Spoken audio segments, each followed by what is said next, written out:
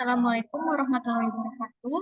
Kami dari kelompok 12 ingin mempresentasikan mengenai modul akuntansi keuangan lanjutan 1 tentang transaksi intercompany profit transaction bonds mengenai transaksi pembelian obligasi yang diterbitkan oleh grup yang dibeli oleh perusahaan.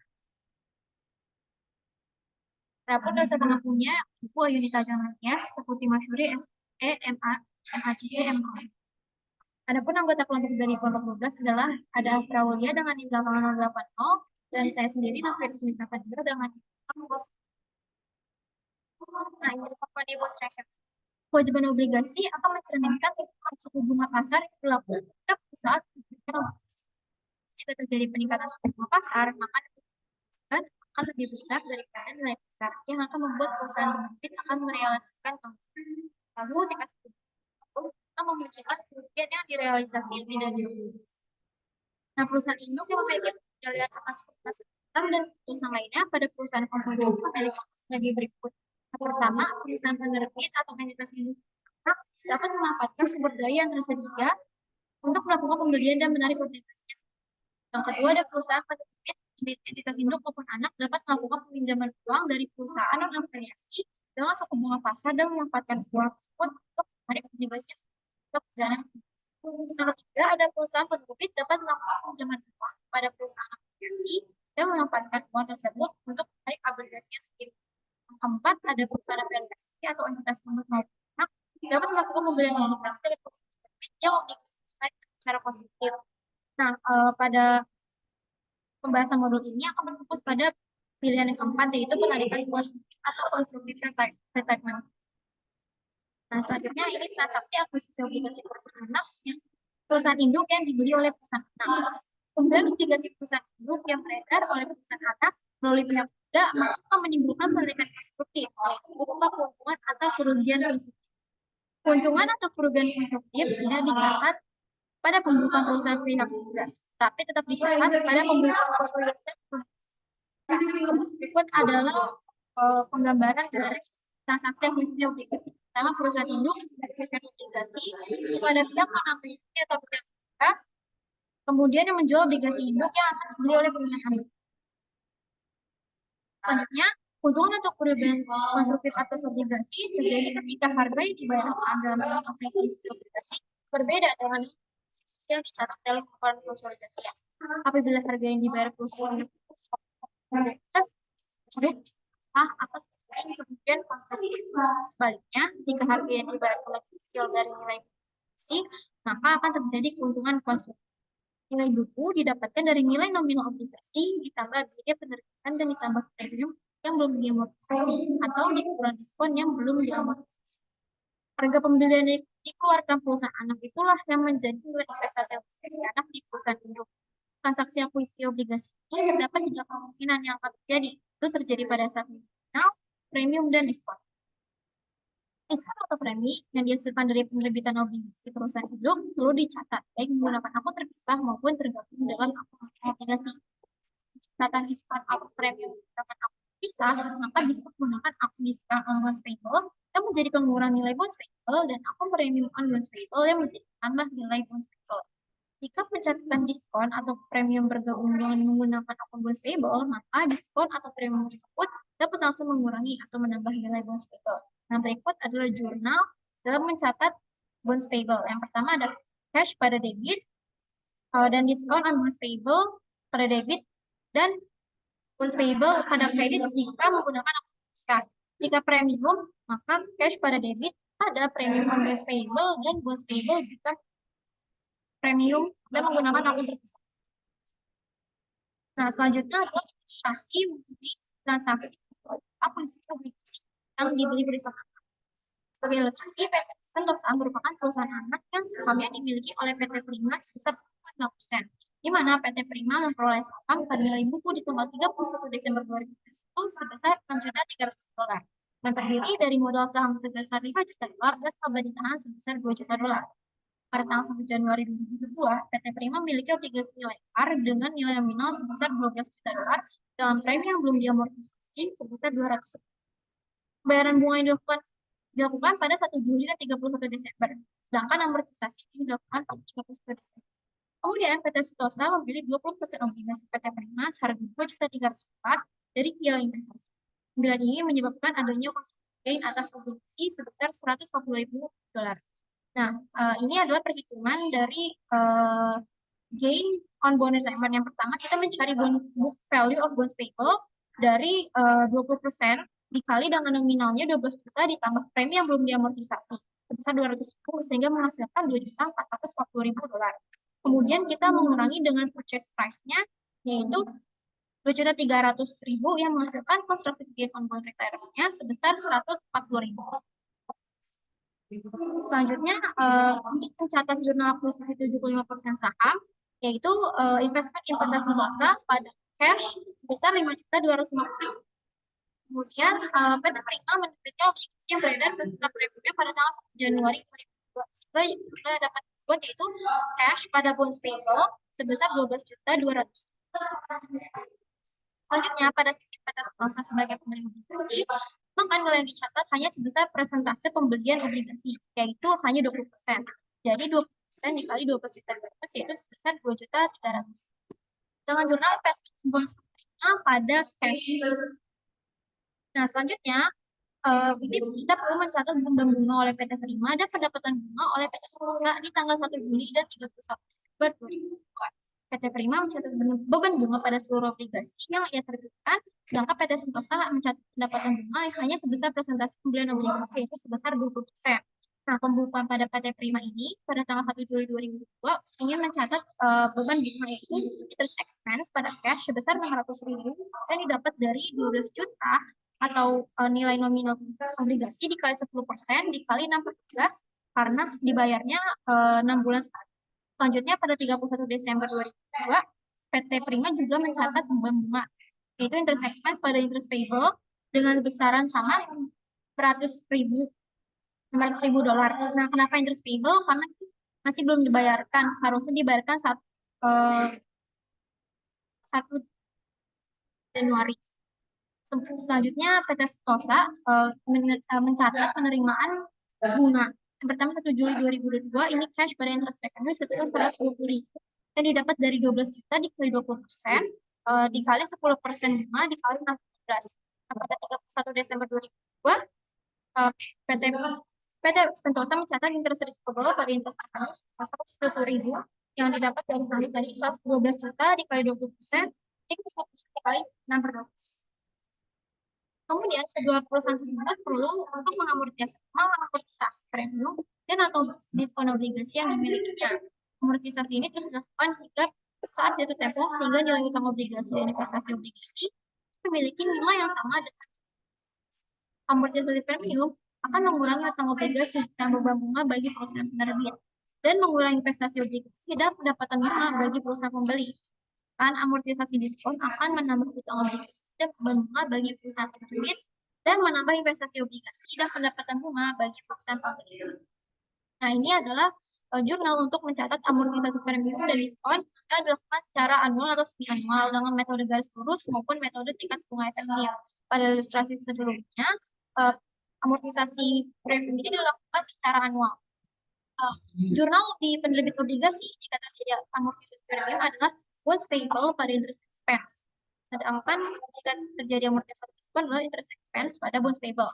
Kemudian jurnal di pembeli obligasi saat amortisasi premium dicatat dengan interest revenue pada investment in bonds dan saat amortisasi diskon dapat tercatat investment in bonds pada interest revenue. Nah, obligasi yang diterbitkan PT Prima memiliki premium sebesar 200.000, sehingga premium ini harus diamortisasi. Selain itu, PT Sentosa juga memiliki diskon obligasi sebesar 100.000 yang harus diamortisasi juga. Nah, 100.000 ini didapatkan dari selisih harga pembelian yaitu 2.300 dengan nilai nominal obligasi yang dibelinya itu 20% dari nilai obligasi sebesar 12 juta yang menghasilkan 2.400.000. Nah, asumsi kedua perusahaan mengamortisasikan premium dan diskon menggunakan metode garis lurus. Nah, pada pembukuan PT Prima untuk mencatat amortisasi premium, yaitu dengan jurnal bonds payable pada interest expense sebesar 40.000 yang didapat dari 200.000 dibagi 5 tahun.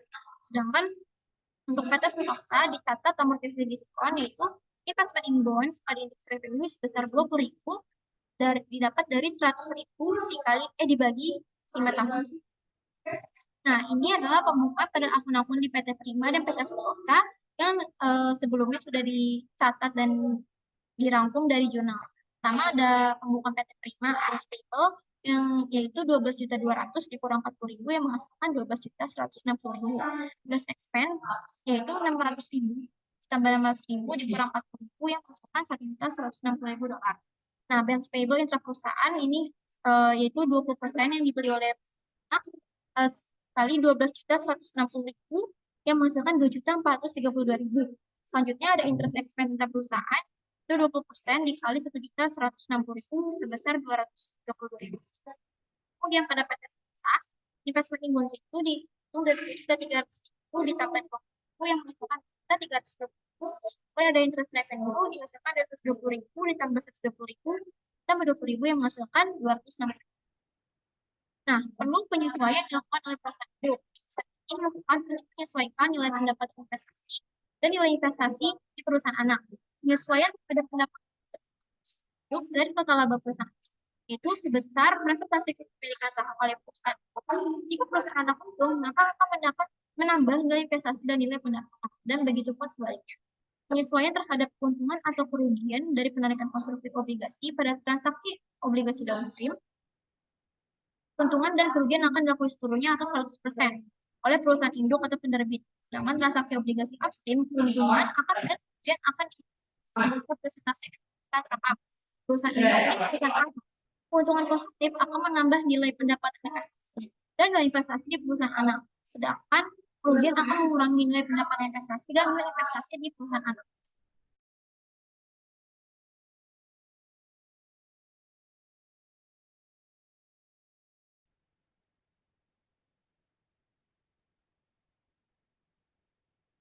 Selanjutnya adalah penyesuaian terhadap pengakuan keuntungan atau kerugian konstruktif secara bertahap atau yang disebut dengan piecemeal, yaitu pengakuan secara bertahap per tahun.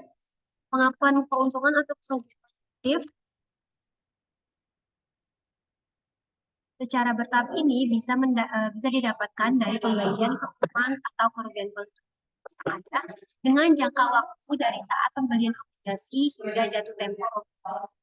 Pengakuan keuntungan atau kerugian konstruktif secara bertahap ini atau piecemeal juga didapatkan dari selisih antara beban bunga dengan pendapatan bunga dalam transaksi intraperusahaan. Pengakuan keuntungan atau kerugian secara bertahap mencatat nilai pendapatan investasi dan nilai investasi yang berbanding terbalik dengan pengakuan keuntungan yang sebelumnya. Keuntungan bertahap akan mengurangi nilai investasi dan nilai pendapatan investasi dan nilai investasi di perusahaan anak.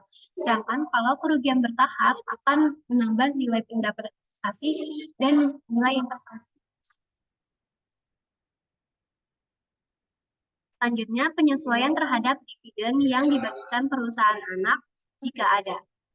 Pembagian dividen dari perusahaan induk akan menambah nilai dividen, bisa itu berupa cash atau dividen biasa, dan hanya akan mengurangi nilai investasi di perusahaan anak. Nilai investasi adalah kredit. Yang kelima adalah penyesuaian lain yang dapat memengaruhi nilai pendapatan investasi dan nilai investasi di perusahaan anak. Berdasarkan ilustrasi sebelumnya, maka dapat dihitung pendapatan investasi efektif PT Prima dan dari PT Sentosa yang sebagai berikut. Dikarenakan jumlah kepemilikan saham dari PT Prima di PT Sentosa adalah 75%, maka laba yang dimiliki PT Sentosa yaitu sebesar 960.000 dolar itu dimiliki 75%-nya oleh PT Prima yaitu sebesar 720.000. Setelah itu kita menambah dengan konstruktif gain yang ada yang sudah dihitung tadi itu konstruktif gainnya adalah 140 sehingga setelah ditambahkan hasilnya adalah 860.000. Nah, tetapi kita juga harus mengurangi dengan piecemeal recognition dari keuntungan tersebut. Caranya itu dengan total seluruh gain itu dibagi dengan sisa tahun dari obligasi tersebut, yaitu 5 tahun. Nah, di sini didapatkan piecemealnya 28. Ini sebagai pengurang. Nah, oleh karena itu income dari PT Sentosa yang diterima oleh PT Prima adalah 832. Nah, dari ilustrasi yang sebelumnya, contoh soal sebelumnya, yang pertama ada penyesuaian pendapatan dari laba yang dilaporkan oleh PT Sentosa sebesar 75%. Seperti yang tadi, eh, the income dari PT Sentosa atas labanya itu sebesar 720. Ini akan menambah investasi dan menambah income. Yang kedua, penyesuaian keuntungan penarikan konstruktif, yaitu sebesar 100% karena ini merupakan transaksi dalam sistem di mana obligasi hidup dibeli oleh anak. Nah, ini karena adanya keuntungan, maka akan menambahkan investasi dan juga menambahkan income.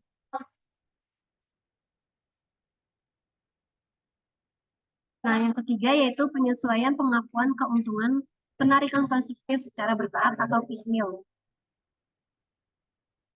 Yang dikatakan tadi, piecemeal itu akan berbanding terbalik dengan nilai keseluruhan gain. Jika misalnya kita gain itu kan akan menambah income sama investment, sedangkan di piecemealnya itu justru akan mengurangi investment dan mengurangi income kalau gain. Jadi kalau misalnya loss itu kebalikannya. Jadi piecemealnya seperti yang sudah ada itu adalah 28 untuk tahun 2022. Selanjutnya, setelah melakukan penyesuaian, adalah kita harus melakukan eliminasi beberapa transaksi yang melibatkan transaksi perusahaan antara lain transaksi nilai utang obligasi dan nilai investasi obligasi beserta premium atau diskon yang belum teramortisasi dan keuntungan atau kerugian konstruktif yang diperoleh. Saldo utang obligasi, investasi obligasi, termasuk premium dan diskonnya, dan keuntungan atau kerugian konstruktif itu harus dieliminasi dan mengalami perubahan tiap periode seiring dengan adanya jurnal penyesuaian pada akhir periode yang mempengaruhi akun-akun tersebut seperti yang tadi jurnal penyesuaian sebelumnya itu akan mempengaruhi saldo akhir dari nilai-nilai akun-akun ini. Kedua adalah eliminasi pendapatan bunga, beban bunga, dan keuntungan atau kerugian konstruktif yang diperoleh. Sama seperti eliminasi utang dan investasi obligasi, eliminasi ini juga mengalami perubahan saldo di pendapatan beban atau bentuk. Ya periode karena adanya jangka tersebut. Selain itu, utang dan piutang atas transaksi obligasi. Karena pada transaksi obligasi antar individu perusahaan atau intercompany itu utang dan piutangnya harus dieliminasi. Yang keempat itu ada eliminasi pendapatan dari perusahaan anak dan investasi pada perusahaan anak, termasuk pengakuan keuntungan konstruktif dan pengakuan konstruktif bertahap atau piecemeal. Dan yang kelima itu adalah eliminasi dividen perusahaan anak, laba ditahan perusahaan anak, saham biasa perusahaan anak, investasi di anak, dan kepemilikan non. Dan yang keenam itu adalah input hak minoritas atau saham kepentingan non penggali dari laba perusahaan anak. Jadi kebalikan. Ada sisa nilai saham non pengendali di perusahaan. Nah, berdasarkan contoh yang tadi, kita eliminasi beberapa hal. Yang pertama, yang seperti yang sudah disebutkan yaitu eliminasi utang obligasi dan nilai investasi di sini. Yang tadinya balance payable itu di kredit, maka dieliminasi jadinya di debit. Begitu pula dengan investment jadinya di kredit yang tadi. Nah, karena adanya selisih antara balance payable dan investment, maka ada yang namanya gain atau keuntungan yang diperoleh yaitu sebesar 112. Yang kedua itu adalah eliminasi pendapatan dan beban obligasi intra perusahaan serta keuntungan konstruktif yang diperoleh dari selisih keduanya. Sama seperti tadi, interest revenue dari jurnal yang sudah dibuat itu hasil akhirnya adalah 260, sedangkan interest expense itu hasil akhirnya 232. Nah, di sini juga terdapat selisih antara interest revenue dan expense sehingga menghasilkan gain dari pelepasan balance tersebut. Itu sebesar 28.000. Jika kita lihat gain selisih dari interest revenue dan interest expense, dan juga gain selisih dari bonds payable dan investment in bonds itu kalau dijumlahkan itu jumlahnya sebesar dengan total keseluruhan gain yang ada, yaitu sebesar 140.000. Nah, yang ketiga itu adalah eliminasi utang dan piutang bunga obligasi intraperusahaan, di mana tadi utang kan tadinya kredit, nah itu kita eliminasi jadinya di debit. Begitu pula dengan piutang interest sebesar 120.000 masing-masing. Yang keempat adalah eliminasi pendapatan dari PT Sentosa dan investasi di PT Sentosa. Ini sebetulnya kita sudah menghitung nilai total pendapatan yang diperoleh PT Prima dari PT Sentosa itu sebesar 832. Nah, ini kita harus eliminasi yang tadinya kalau eliminasi itu berarti kita mendebitkan income dan mengkreditkan investment, mengurangi kedua akun ini. Dan yang kelima itu adalah eliminasi laba ditahan dan saham biasa milik PT Sentosa yang pada awalnya return earning di PT Sentosa itu 2 juta dan common stock di PT Sentosa itu 5 juta. Nah, ini harus dieliminasi dengan cara mendebitkan return earning dan common stock. Begitu pula dengan investment di PT Sentosa yang sebesar 75% itu kepemilikan saham 75% senilai 5.250.000 ini harus dieliminasi. Nah, non controlling interest ini dari mana? Dari nilai investasi dari kepemilikan dari saham PT Sentosa itu dikali dengan persentase kepemilikan non controlling. Dimana kan kalau punyanya PT Prima itu 75%. Nah, dengan begitu NCI persentase NCI itu berarti 25%. 25% itu dikali dengan nilai investasinya. Yang keenam itu adalah input hak minoritas atau NCI tadi, non control interest, atas laba perusahaan anak.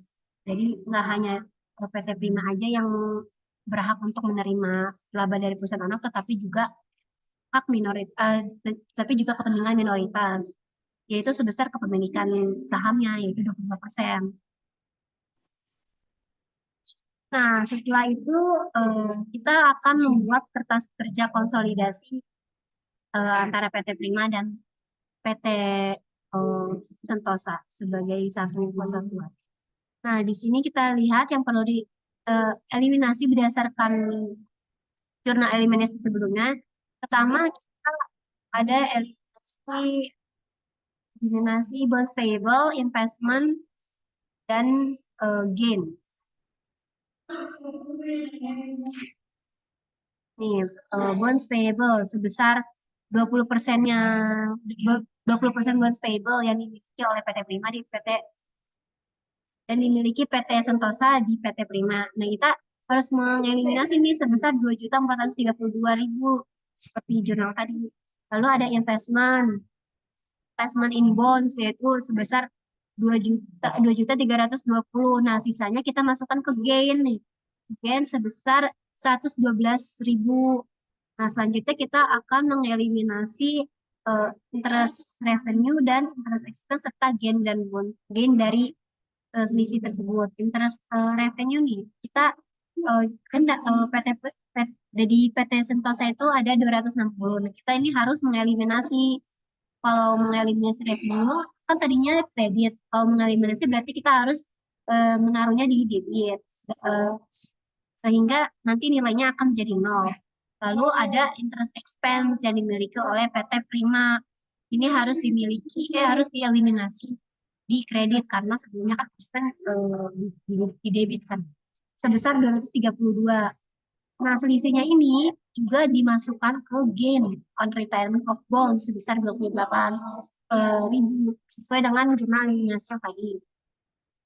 Nah, selanjutnya tadi kita mengeliminasi utang dan piutang bunga obligasi. Bunga obligasi. Nih, kita mengeliminasi interest dari obligasi ini, baik piutang sebesar 120 dan juga utang sebesar 130. Selanjutnya, kita mengeliminasi pendapatan dari PT Sentosa dan nilai investasi di PT Sentosa sebesar 832 investasi dari PT Sentosa yang diterima PT ini harus mendebitkannya karena akun awalnya itu adalah kredit. Begitu pula dengan investasi di PT Sentosa. Uh, investasi awalnya 6 sekian. Nah, dan kita harus mengeliminasi investasi ini sebesar 800 sesuai dengan nilai income tadi. Selanjutnya kita akan mengeliminasi laba ditahan, saham biasa milik PT Sentosa, investasi di PT Sentosa, dan kepemilikan non pengendali. Yang perlu dieliminasi adalah common stock dan return earning atau equity yang dimiliki oleh anak. Misalnya di sini contohnya common stock anak 5 juta. Kita common stocknya PT Sentosa 5 juta itu harus dieliminasi. Dan juga return earning. Ini juga harus dieliminasi. Dan return earning dieliminasi di bagian selanjutnya itu kita akan mengeliminasi investasi PT Prima pada awalnya itu di PT Sentosa berapa yang setelah kita hitung tadi itu kan mendapatkan hasil 5 juta 250 didapatkan dari 75% kepemilikan saham PT Prima di PT Sentosa dikali sama nilai investasi. Nah, kita juga harus mengeliminasi sisanya yaitu yang dimiliki oleh SCI sebesar 25%-nya yaitu sebesar 1.750. Nah, selanjutnya yang terakhir kita harus menginput hak minoritas atas laba perusahaan anak dan yaitu terdiri dari NCI share dan NCI. NCI share ini ada di laporan laba rugi, yaitu sebagai pengurang dimasukkan lalu dijadikan pengurang dari nilai net income-nya. Nah, ini sebesar 25% kali 960.000. Sedangkan di NCI ini kita juga mengeliminasi sebesar 240.000 ini dari mana? Dari labanya si anak. Dari labanya anak kan 960.000. Karena NCI itu kepemilikan NCI itu 25%. Nah, dikali 960.000 jadinya 240.000. Sama juga dengan NCI. 240.000. Dihasilkan, kita harus memastikan bahwa net income dari PT Prima dan net income konsolidasinya itu harus sama. Terus untuk return earning statement itu juga harus sama di PT Prima dan juga hasil konsolidasinya. Nah, sedangkan di di statement of financial position ini antara aset dan juga equities dan liabilities juga harus sama. Nanti nilai penyesuaian dan eliminasi di akhirat ini harus sama juga. Kita pasti ada yang salah. Nah, selanjutnya apa sih pengaruh dari laporan konsolidasi ini tahun-tahun berikutnya? PT Prima dan PT Sentosa akan tetap melakukan pencatatan terkait obligasi tersebut hingga obligasi antar perusahaan tersebut telah ditarik dari pelaporan besar. Pencatatan tersebut berupa pelaporan beban bunga PT Prima sebesar 230 dan pendapatan bunga PT Sentosa sebesar 200. Perbedaan sebesar 28.000 akan disesuaikan pada pembahasan laporan keuangan konsolidasi pada tahun 2003 sampai tahun 2006. Saldo-saldo yang terkait dengan obligasi perusahaan ini akan dieliminasi juga. Berikut adalah penyesuaian yang dicatat pada tahun 2023 terkait dengan obligasi. Di mana interest revenue-nya 200.000, interest payable-nya 120, bonds payable-nya 2.424, interest expense-nya 232.000, interest receivable-nya 120.000, dan investment in PT Sekolah 300. Nah, jurnal di atas ini berfungsi untuk mengeliminasi pendapatan bunga dan beban bunga resiprokal serta piutang bunga dan utang bunga resiprokal. Selisih sebesar 112.000 dikreditkan ke akun investment PT Sentosa karena pada tahun 2002 PT Prima meningkatkan akun investment PT Sentosa saat melakukan penyesuaian akun pendapatan untuk konstruksi. Hal ini berarti akun investment di PT Sentosa milik PT Prima melebihi nilai tercatatnya pada PT Sentosa, yaitu PT Sentosa pada tanggal 31 Desember 2020. Ini berikut saldo akhir tahun yang berkaitan dengan obligasi antar perusahaan di tahun-tahun berikutnya, di mana pada tahun 2023 nanti sebesar interest expense sebesar 1.160.000, interest payable-nya sebesar 600.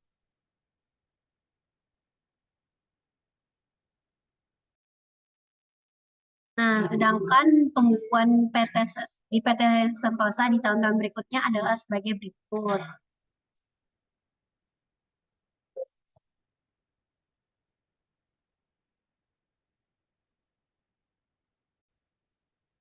Balik lagi ke pembukuan PT Prima. Nah, tadi di sini dilihat bahwa interest expense dan interest payable-nya tuh dari tahun ke tahun-tahun berikutnya itu sama. Cuman yang berbeda itu di bonds payable. Nah, di bonds payable ini, di bonds payable ini setiap tahunnya itu akan berkurang sebesar 40.000. Kenapa? Karena tadi nilai premium dari bonds itu kan sebesar 200.000. Nah, dibagi dengan durasinya sebesar 5 tahun. Jadinya 200.000 bagi 5 itu adalah 40.000. Oleh karena itu, eh, ini oleh karena itu nilai bonds payable-nya itu berkurang sebesar 40.000. Begitu pula dengan di investment in bonds. Nah, tadi kan nilai premium, nilai diskon. Nah, dari PT Sentosa ini kita memperoleh diskon sebesar 100.000. Nah, di pembukaan PT Sentosa kan eh, tadi kita mengetahui bahwa PT Sentosa ini memiliki diskon pembelian obligasi sebesar 100.000. Nah, 100.000 ini kan kita amortisasinya setiap tahun, dan tahunnya itu tahun obligasinya itu 5 tahun, jadi 100.000 dibagi 5 itu adalah 20. Nah, karena ini diskon pasti akan menambah nilai investasi tiap tahun sebesar 20.000. Nih, dari tahun 2023 ke 2024 bertambah 20.000, tahun 2025 bertambah 20.000, dan ke tahun 2026 bertambah 20.000.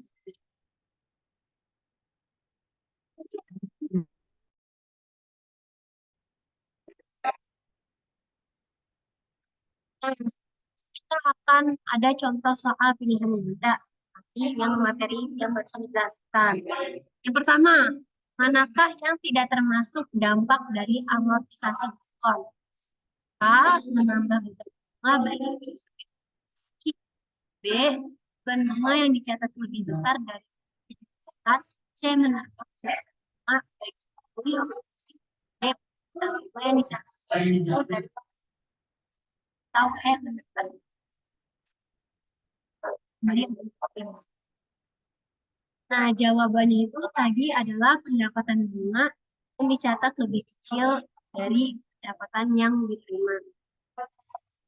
Selanjutnya nomor 2 adalah apa yang tidak termasuk dampak dari amortisasi premium. Pertama, menambah pendapatan bunga bagi pembeli.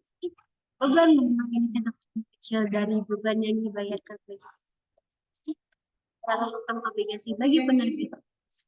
Mengurangi beban bunga bagi penerbit obligasi atau mengurangi investasi.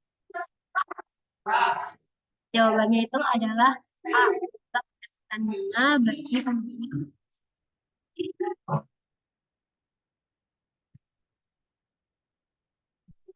Selanjutnya adalah soal nomor 3, yaitu manakah yang bukan pernyataan benar terkait dengan penyesuaian pada penarikan konstruktif? A. Pembelian obligasi oleh perusahaan anak, analisisnya mirip dengan penjualan downstream. Pembelian B. Pembelian obligasi anak oleh perusahaan, analisisnya mirip dengan seperti penjualan upstream. C. Keuntungan atau kerugian konstruktif diakui secara penuh jika perusahaan induk. D. Keuntungan konstruktif menambah investasi dan pendapatan yang dimiliki. E. Keuntungan konstruktif mengurangi investasi dan pendapatan obligasi. Jawaban itu adalah C, karena yang benar itu adalah keuntungan dan atau kerugian positif, tapi hanya sebesar persentase kepemilikan saham.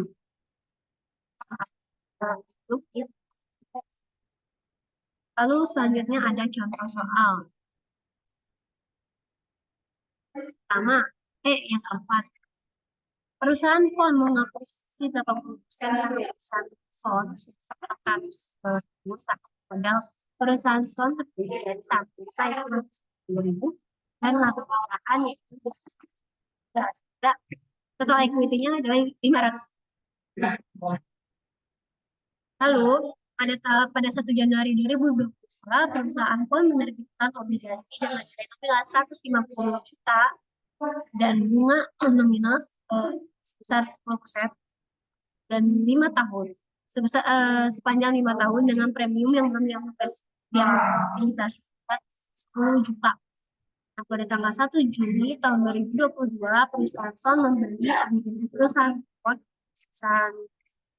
induk sebesar 60% dengan harga pembelian 90 juta. Pembayaran bunga dilakukan secara semi-annual tanggal 1 Januari dan 1 Juli. Karena perhitungannya, pertama kita amortisasi premium yang dimiliki oleh perusahaan, amortisasi premium obligasi yang diterbitkan oleh perusahaan induk, di mana di sini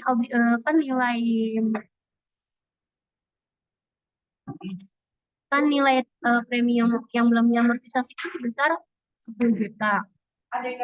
Nah, 10 juta ini kita bagi 5 tahun. Nah, tapi karena pembayaran premium ini dilakukan semi-annual juga, maka kita buat semi-annual karena dimintanya adalah kita, berarti kita buat hanya 6 bulan. 6 bulan per 12. Hasilnya adalah 1 juta. Lalu kita mencari nilai buku. Nah, rumus ini adalah nilai nominal besar 150 nilai nominal obligasi tambah amortisasi premium yang belum diamortisasi sebesar 10 juta dan dikurang amortisasi obligasi yang sudah diamortisasi itu sebesar 1 juta. Itu akan menghasilkan nilai 150 juta dikurangnya 10 juta dikurangi 10 juta itu 150. Yang kelima, berdasarkan ilustrasi yang sama, nomor 4 itu, apakah ada penarikan konstruktif terjadi? Jika ada, apa dan berapa nilainya? Ataukah untung atau rugi? Dan kalau misalnya untung itu berapa? Kalau misalnya rugi itu berapa? Nah, cara mencarinya itu adalah nilai buku obligasi yang dibeli perusahaan dikali dengan persentase pembelian obligasi anak di pembelian obligasi oleh anak sebesar 60% tadi kan, yaitu nilai buku 159. Nah, ini kali 60% karena anak beli obligasi itu hanya 60%. Jadinya total obligasi punyanya anak ini dan hanya 95.400, hanya 95.400.000. Harga pembeliannya berapa? Obligasi pembelian itu adalah 90 juta dengan nilai obligasi sebesar 90.400.000 ini itu kan lebih besar daripada harga pembeliannya. Maka di sini ada keuntungan. karena anak ini membeli dengan nilai yang lebih murah, padahal nilai bukunya itu lebih tinggi. Ini berapa? Kita hitung selisihnya, 9.595.400 dikurangi 90 juta. Jawabannya itu adalah C. Nah,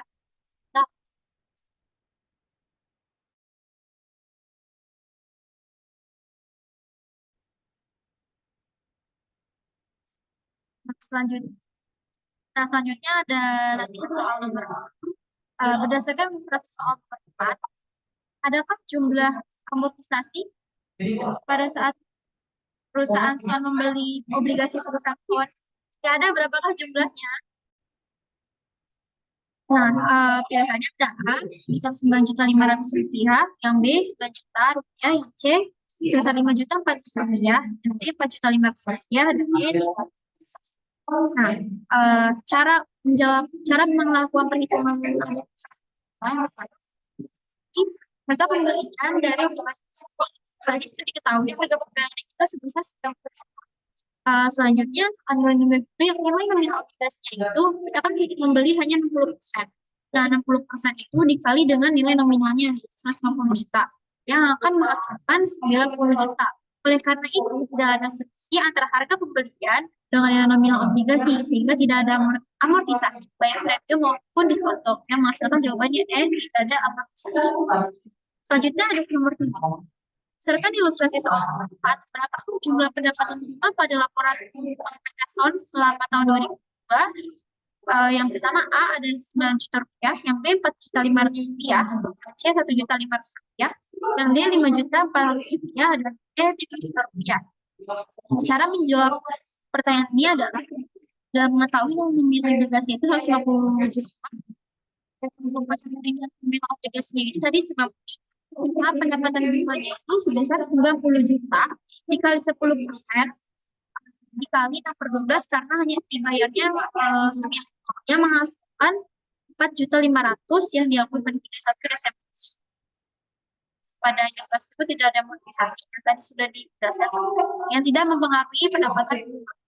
Selanjutnya ada soal nomor 8. Perusahaan P mengakuisisi 70% saham perusahaan Sen sebesar 450 juta rupiah, saat itu perusahaan Sen terbit dari saham biasa sebesar 300 juta rupiah dan laba dikatakan sebesar 550 juta rupiah.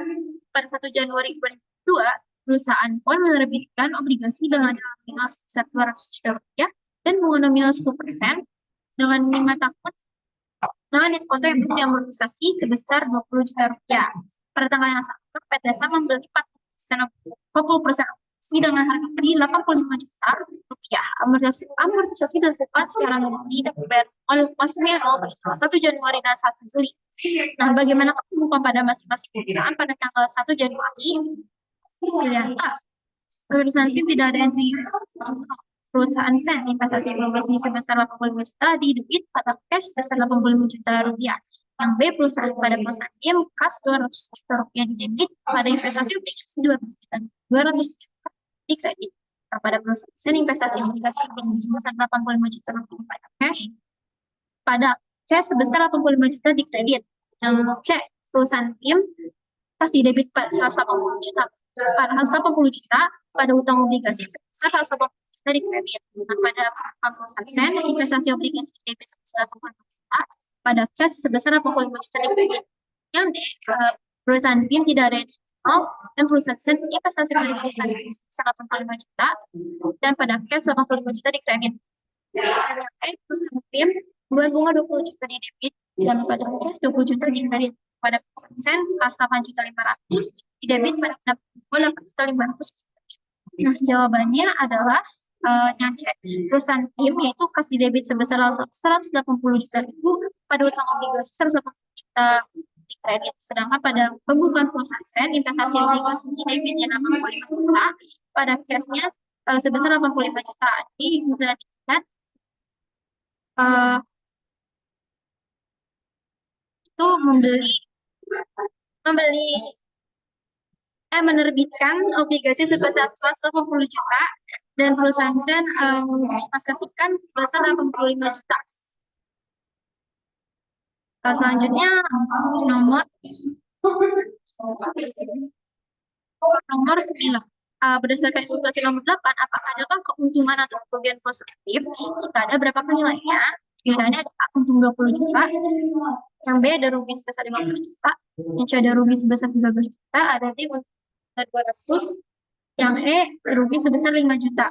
Nah, cara maksudnya adalah kita mencari book value dari goods and beli. Nah, kita membeli itu 40%, nominalnya itu 200 juta dengan diskontonya 20 juta. Nah, karena dibelinya itu langsung, jadi belum ada amortisasi. Jadi langsung 40% dikali 200 juta dikurang 40 juta yang menghasilkan 72 juta rupiah. Jadi, sudah dijelaskan 65 juta yang akan melakukan artinya constructive loss on one payment sebesar 13 juta rupiah, yaitu jawabannya C rugi 13 juta. Selanjutnya, ada berdasarkan inflasi di 8, berapa nilai utang obligasi perusahaan itu sama tahun 2002. Kalau yang pertama, X 180 juta, B 184 juta, yang C ada 188 juta, yang D ada 176 juta, yang E ada 200 juta. Nah, cara menghitungnya adalah, yang pertama, nilai buku utang obligasi itu sebesar 180 juta rupiah. Nah, amortisasi diskontonya kali 20 juta dibagi 5 tahun yang sama dengan 4 juta. Oleh karena itu, untuk obligasi perusahaan Pangtim selama tahun 2002 adalah nilai utang obligasi ditambah dengan amortisasi diskonto. Itu sebesar 184 juta. 184 juta. Nah, selanjutnya soal minus satu. Pertama, jelaskan mengapa keuntungan atau kerugian konstruktif dapat terjadi dan bagaimana cara menentukannya. Nah, keuntungan atau kerugian konstruktif dapat terjadi apabila harga buku obligasi tidak sama dengan utang obligasi yang dicatat dalam laporan konsolidasian. Utang obligasi yang dicatat dalam laporan konsolidasian merupakan nilai buku dari obligasi tersebut. Mana nilai buku merupakan nilai nominal ditambah dengan biaya penerbit, serta ditambah premi obligasi atau dikurang obligasi. Apabila harga yang dibayar perusahaan anak besar dari nilai obligasi perusahaan induk, maka akan terjadi kerugian konstruktif atas perusahaan. Sebaliknya, jika harga yang diberikan lebih kecil dari nilai obligasi, akan terjadi kerugian konstruktif. Nah, selanjutnya, jelaskan perbedaan perlakuan terhadap alokasi keuntungan dan kerugian konstruktif ketika obligasi induk dibeli perusahaan anak dan obligasi anak dibeli perusahaan induk. Nah, ketika perusahaan anak membeli obligasi yang diterbitkan perusahaan induk, maka keuntungan atau kerugian konstruktif yang terjadi dapat diakui secara penuh oleh perusahaan induk dalam laporan konsolidasi. Sedangkan jika perusahaan induk membeli obligasi yang diterbitkan perusahaan anak, maka keuntungan atau kerugian konstruktif yang dihasilkan hanya diakui oleh perusahaan induk sebesar presentasi kepemilikan saham induk di perusahaan anak dalam laporan konsolidasi.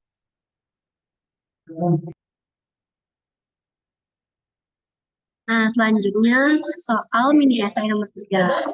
Bagaimana perlakuan amortisasi premium dan diskon obligasi bagi penerbit dan pembeli obligasi. Bagi penerbit obligasi, amortisasi premium obligasi akan mengurangi utang obligasi dan beban bunga. Jadi hutangnya ini akan berkurang.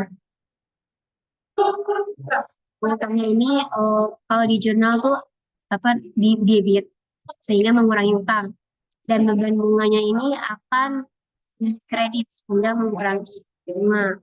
Sedangkan amortisasi diskonto bagi diskonto obligasi akan menambah utang dan beban bunga. Jadi nanti utangnya ini tetap di kredit dan beban bunganya ini akan di debit juga.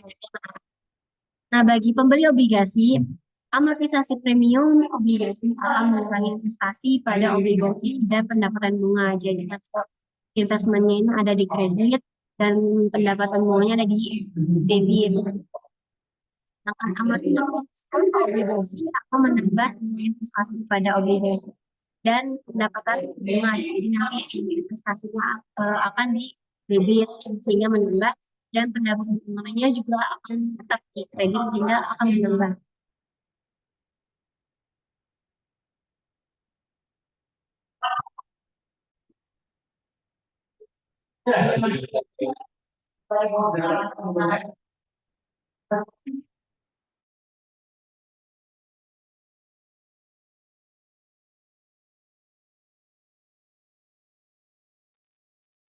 Selanjutnya adalah soal kasus.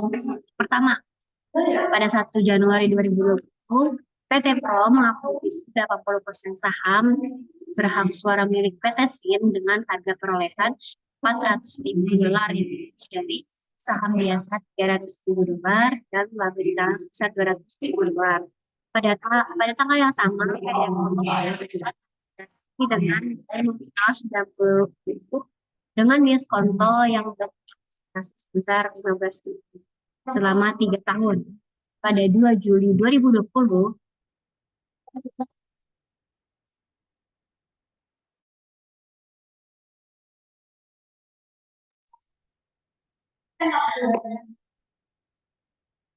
pada 2 Juli 2020, PT SIN anak perusahaan itu membeli 30% obligasi yang diterbitkan PT Pro dengan biaya harga pembelian sebesar 30.000. Pembayaran bunga dan amortisasi dilakukan 1 Januari dan 1 Juli. Pertama kita 2 juta yang diperlukan PT Pro dan juga PT SIN selama 2020. Yang selanjutnya kita membuat jurnal eliminasi yang diperlukan untuk menyesuaikan transaksi pada tahun 2020. Dan yang terakhir kita buat kertas kerja konsolidasi. Nah, yang pertama itu kita untuk menentukan apakah obligasi ini ada premium atau ada diskon. Nah, kita diketahui kan value dari pembelian obligasi itu sebesar 23.250 didapat dari nilai nominal yaitu 90.000 dikurangi 15.000 ini tadi amortisasi dari Januari kita ke akhir Juli untuk setengah tahun jadinya.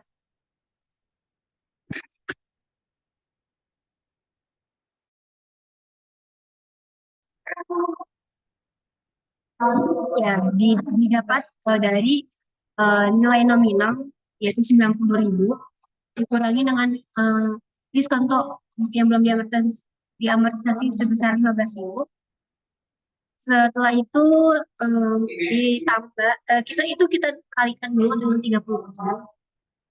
Dan juga amortisasi diskon yang belum dan ditambah dengan amortisasi diskon yang belum yang sudah diamortisasi, yaitu caranya adalah 15.000 dibagi 3 dikali 6 per 12.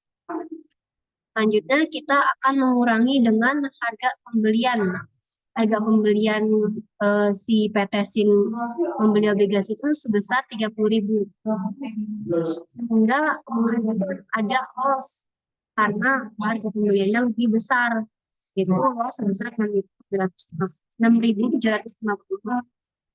Nilai nominalnya adalah 7.000 dan nilai premium amortisasinya adalah 3.000 didapat dari nilai purchase price 30.000 dikurangi dengan 27.000. Jadinya premiumnya adalah 3.000.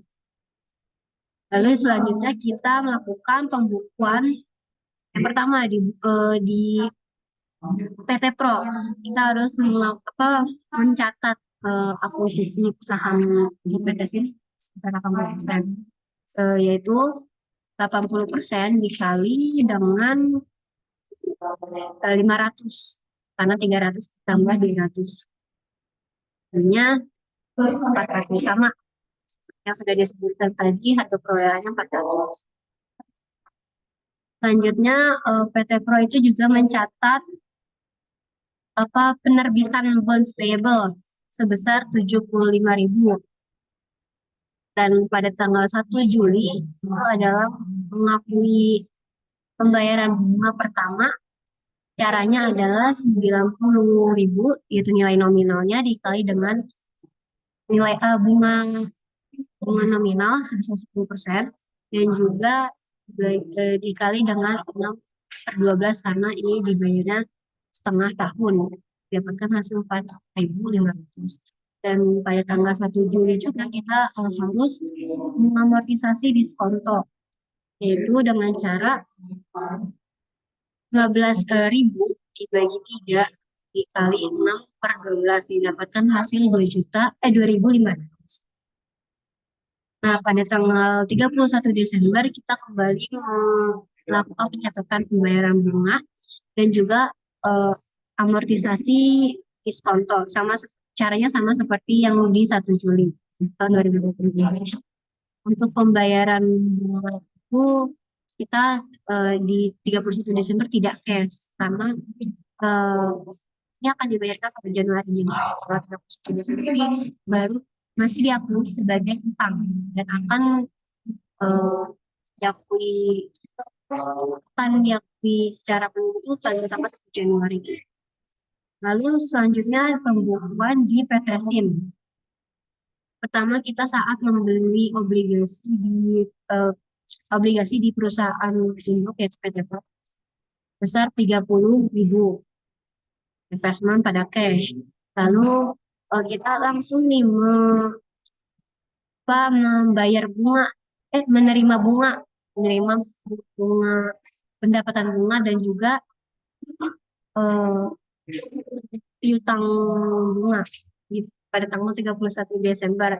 Caranya itu adalah 90.000 nilai nominal dikali dengan kepemilikan obligasi di PT PRO atau 30% dikali dengan 10% eh, bunga interest bunga nominal dan dikali 6/12 karena eh, karena di pembayarannya setiap setengah tahun dapatnya 1.350.000 dan PT SIM ini juga akan mengamortisasi premium yang dimiliki. Jadi PT SIM ini mempunyai premium sebesar 3.000 seperti yang sudah dijelaskan di pos tadi, dibagi dengan 2,5 tahun. Kenapa 2,5 tahun? Karena PT SIM ini membeli obligasi itu dari bulan Juli 2020. Nah, dari Juli 2020 hingga Desember 2022 itu kan membutuhkan waktu 2,5. Yang harusnya 3 tahun ini 2,5 karena PT SIM membelinya pada bulan Juli. Nah, dikali juga dengan 12 karena dia bayarnya semi annual. Setelah melakukan penjualan bisa dirangkum bahwa bonds payable milik PT Pro itu sebesar 80.000, terus expense milik PT Pro itu sebesar 14.000. Bonds payable eh, bonds payable tapi yang intra perusahaan itu sebesar 24.000, itu dikali 30% obligasinya si PT SIM. Terus juga interest expense intra perusahaan juga dikali 30% karena ini hanya punya PT SIM dan PT SIM ini adalah intra perusahaan. Selanjutnya pembukuan di PT SIM itu ada investment in bonds sebesar 29.400 dan interest revenue sebesar 750. Nah, jika dari registrasi tersebut kita dapat menghitung pendapatan investasi yang diterima dari PT PRO dari PT SIM. Ini diketahui bahwa nilai net income PT SIM itu sebesar 55.500 didapat dari mana? Dapat dari nilai konsolidasi di kertas kerja konsolidasi. Tahu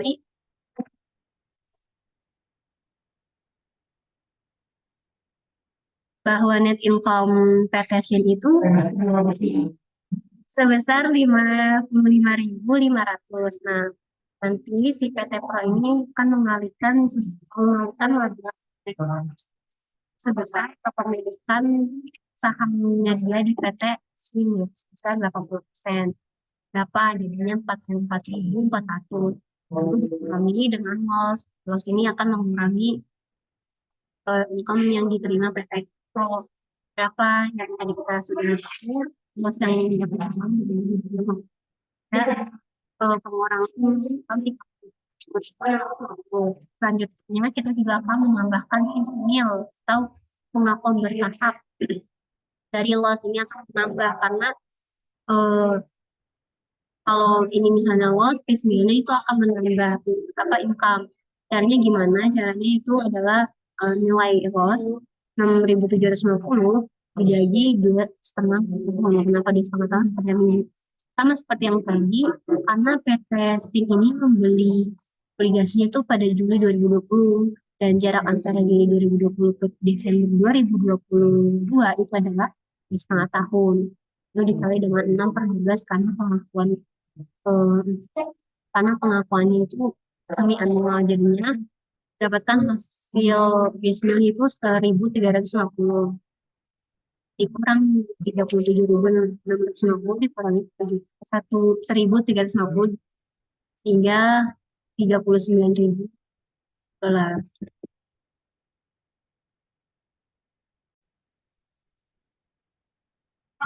Selanjutnya kita akan mencatat jurnal penyesuaian sebagai jurnal pembantu. Yang pertama ini kita harus mencatat income dari PT SIM-nya itu sebesar 44.400, itu 80% dari laba.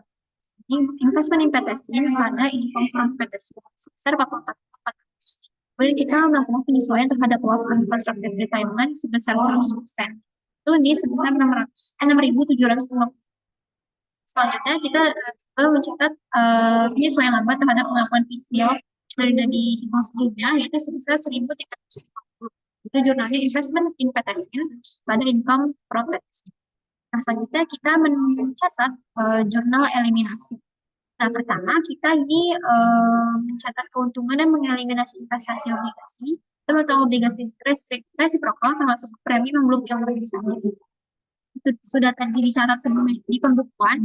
Bonds payable intra perusahaan ini sebesar 24.000. Perusahaan retirement of bonds tadi sudah dicatat 5.400 dan investment obligasi sebesar 29.400.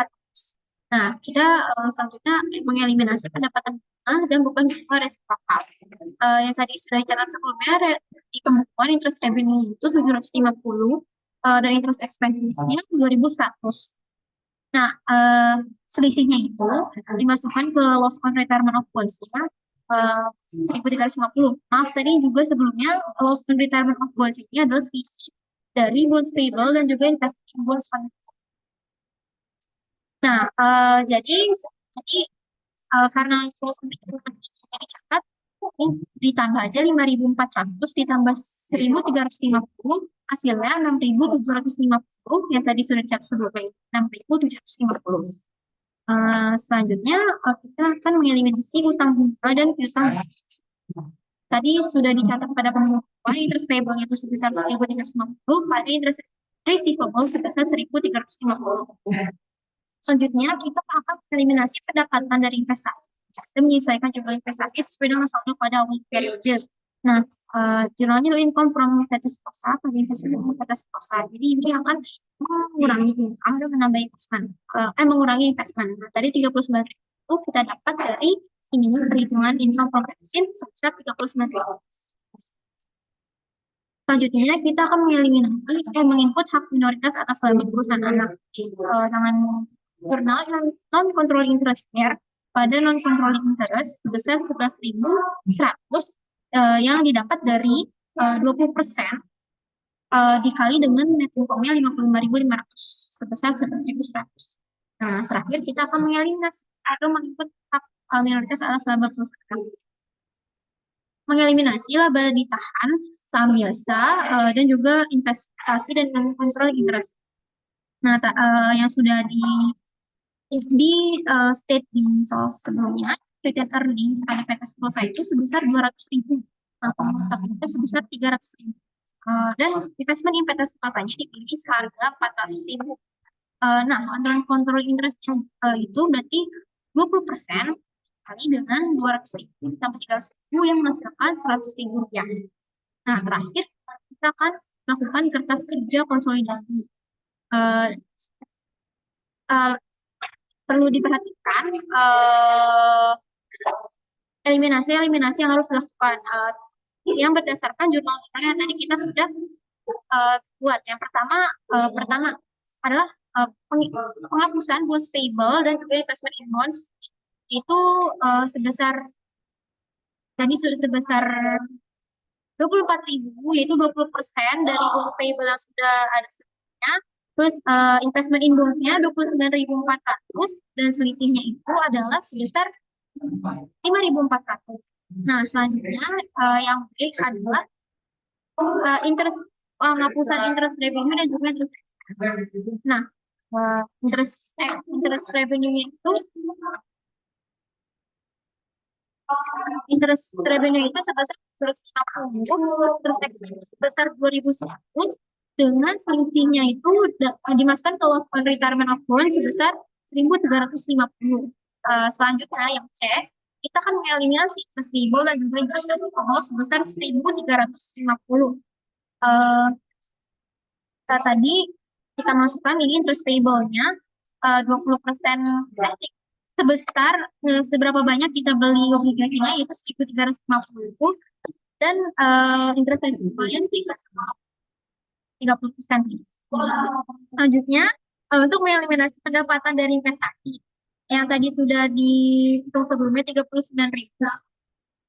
Income from sin kita hapus sebesar 39.000. Selanjutnya, kita menginput hak minoritas. Yang pertama, kita mencari non-controlling interest share dan non-controlling interest.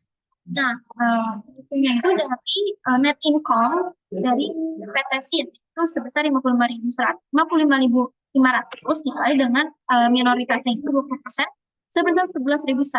Nah, NCI-nya ini kita eliminasi, bukan eliminasi, ditambah 11.100, dan juga pada NCI-nya sebesar 11.100. Sebagai NCI share ini sebagai pengurang net income dari laporan konsolidasi ya. Nah, selanjutnya kita akan mengeliminasi saham-saham yang dimiliki oleh PT Sentosa. Yang pertama ini kita akan mengeliminasi retained earnings dan common stock, yaitu milik PT Sentosa sebesar 200.000, terus common stocknya sebesar 300.000, dan kita juga akan mengeliminasi non-controlling interest-nya, investment in PT Sentosanya yang dengan harga perolehannya 400.000,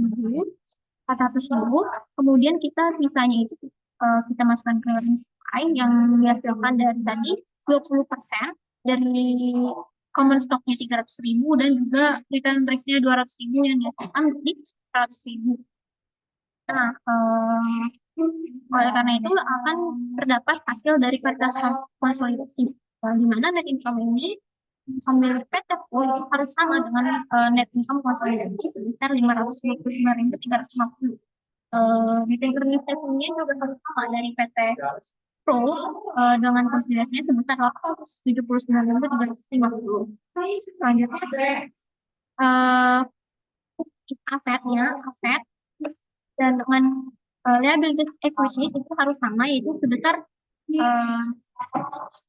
1.664.500. Ini juga harus sama dengan 1.664.900. Nah, tadi juga eliminasi itu jumlah kredit dan debit itu juga harus sama, yaitu sebesar 582.950.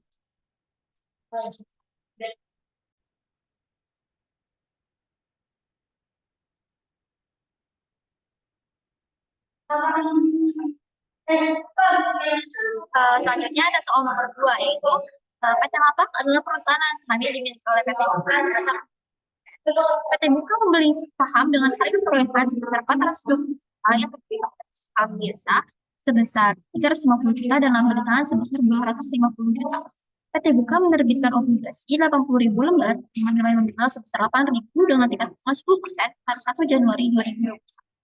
Obligasi tersebut akan jatuh tempo pada 4 tahun yang akan datang. Pada 3 Januari 2021, 20.000 lembar obligasi dibeli oleh PT Lapak dengan harga 8.500 per lembar. Pada tanggal tersebut, obligasi ketiga mengalami kenaikan sebesar 50 juta dari nilai nominal. PT Lapak mengumumkan laba bersihnya sebesar 280 juta dan dividen sebesar 150 juta. Bunga dibayar setiap 1 Januari dan 1 Juni dan amortisasi setiap 1 tahun. Nah, minta yang pertama, hitunglah gain atau loss dari si konstruktif tersebut. Yang B, buatlah jurnal untuk mencatat transaksi obligasi untuk kedua pihak. Kita tinggal hitunglah bagian laba investasi untuk PT buka dan non pengendali. Yang kedua adalah buatlah jurnal alineasi. Yang pertama kita mencari gain atau loss dari obligasi tersebut. Nah, kita mencari book value dari bonds purchase dulu. Yang pertama tadi PT Lapak ini membelinya 20.000 dari 80.000 yang menghasilkan presentasinya itu sebesar 25%. Nah, nilai nominal ini tadi 80.000 dikali 8.000 ditambah ditambah kenaikan atau premium yang belum diamortisasi sebesar 50 juta yang menghasilkan book value itu adalah sebesar 172.500. Nah, purchasing price tadi sudah dijelaskan sebelumnya 8.500 dikali dengan 20.000 yang menghasilkan 170. Oleh karena itu didapatkan gain on retirement sebesar 2.500.000. Nah, nilai nominal PT Lapaknya itu kita mencari tadi persentasenya ini 20.000 dari 80.000 atau 25%. Dikali dengan nilai nominalnya itu 80.000 dikali 8.000 sebesar 160.000. Karena itu didapat 160 juta. Kemudian dapat nilai premiumnya sebesar 10 juta. Selanjutnya kita membuat jurnal. Nah, pada pembukaan PT Buka atau perusahaan induk mencatat investment pada saat pembelian investasi di PT Lapak yaitu sebesar 70% yaitu 420 juta. Ini 420 juta. Dengan jurnal investment di PT Lapak pada cash sebesar 420 juta. Selanjutnya mencatat penerbitan obligasi yaitu cash pada bonds payable sebesar 690 juta. Di mana tadi kan harganya itu 8.000 dan menerbitkan 40.000 jadi 640.000. Nah, tapi ada kenaikan sebesar 50 juta atau premium sehingga nilainya itu adalah 690 juta. Nah, selanjutnya kita akan mencatat beban bunga yang dibayarkan yaitu dihitung dari 80.000 dikali 8.000 tadi nilai nominalnya dikali 10% dikali 6/12 yang akan menghasilkan 32 juta. Nah, selanjutnya tanggal 31 Desember juga akan mencatat beban bunga yaitu tadi sudah dihitung sebelumnya sebesar 32 juta. Namun karena dia seharusnya dibayar 1 Januari, dia masih deferred, jadi masih berhutang. Jadi interest expense pada interest payable sebesar 32 juta. Nah, selanjutnya kita akan mencatat amortisasi premium. Tadi kan ada kenaikan sebesar 50 juta. Nah, obligasi itu memiliki masa manfaat 4 tahun. Premium itu 50 juta dibagi 4 sama dengan 12.500. Nah, pembukuan di PT Lapak atau pada perusahaan anak ini mencatat bukan mencatat penerbitan obligasi tapi pembelian obligasi sebesar harga pembelian yaitu sebesar 170 juta.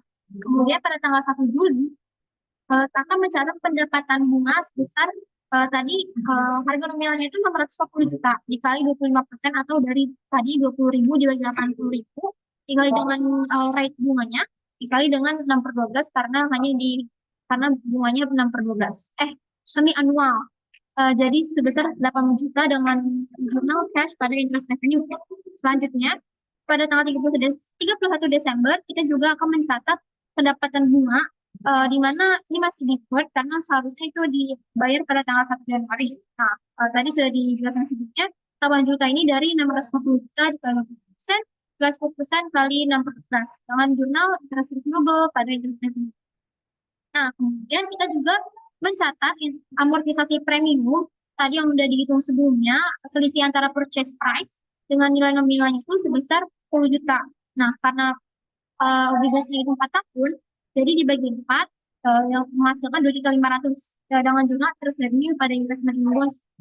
Investment in bonds. Nah, ini adalah pembukuan PT Buka dan pembukuan PT Lapak yang akan membantu dalam perhitungan dalam mencatat membuat jurnal eliminasi. Yang pertama ada bonds payable yang sebesar 500. Interest expense-nya sebesar 51.500. Plus payable intraperusahaan itu 25% dari 647.500 yaitu 169.300. Dan interest expense-nya sebesar 12.875.000. Sedangkan pembukuan PT Lapaknya pada investment in bonds sebesar 467.500 dan interest revenue-nya itu sebesar 13.500. Nah, selanjutnya kita akan mencari laba investasi dari PT Lapak. Nah, kita mendapatkan soal bahwa laba yang dilaporkan PT Laba itu sebesar 280 juta. Nah, karena kepemilikan PT Buka itu 70%, maka pengakuannya 70% dari 280 juta yang menghasilkan 196 juta. Selanjutnya, yang tadi sudah dihitung sebelumnya, terdapat constructive gain, yaitu 2.500.000 yang akan menjadi penambah pendapatan, yaitu sebesar 192.500.000, sehingga net income-nya adalah 198.500.000. Nah, ini piecemeal atau pengakuan bertahap ini, dari pengakuan bertahap dari laba konstruktif ini akan menjadi pengurangan dari pendapatan. Ya, tadi perhitungannya adalah dari 2.500.000 dibagi 4 tahun atau sisa atau umur dari obligasi yang akan menghasilkan 625.000. Sehingga income from PTS-nya atau laba investasi itu adalah sebesar 197.875.000.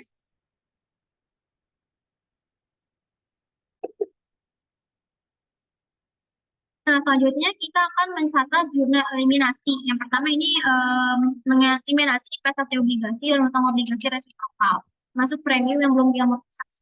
Nah, tadi udah dijelaskan pada pembukuannya, jumlah bonds payable intra perusahaan itu sebesar 169.375.000 dan investasi in bondsnya itu sebesar 167.500.000. Nah, selisih antara 169.375 dengan 167.500.000 ini menjadi gain retirement sebesar 1.875.000. Selanjutnya, kita akan mengeliminasi pendapatan bunga dan beban bunga. Tadi udah pada pembukuan juga udah di state bahwa interest revenue-nya itu sebesar 13.500.000 dan investasinya sebesar 12.825.000. Nah, selisih antara interest revenue dengan interest expense ini akan masuk ke dalam gain on retirement of funds sebesar 675 juta yang akan menghasilkan jumlah gain on retirement of funds itu sebesar 2.500.000. Selanjutnya kita akan mengeliminasi piutang bunga dan piutang bunga resiprokal itu sebesar 8 juta. Terus kita juga akan mengeliminasi pendapatan dari investasi yang menyesuaikan jumlah investasi. Tadi sudah dihitung sebelumnya bahwa income from PT Sentosa itu sebesar 197.875.000. Nah, dividennya itu karena kita hanya memilih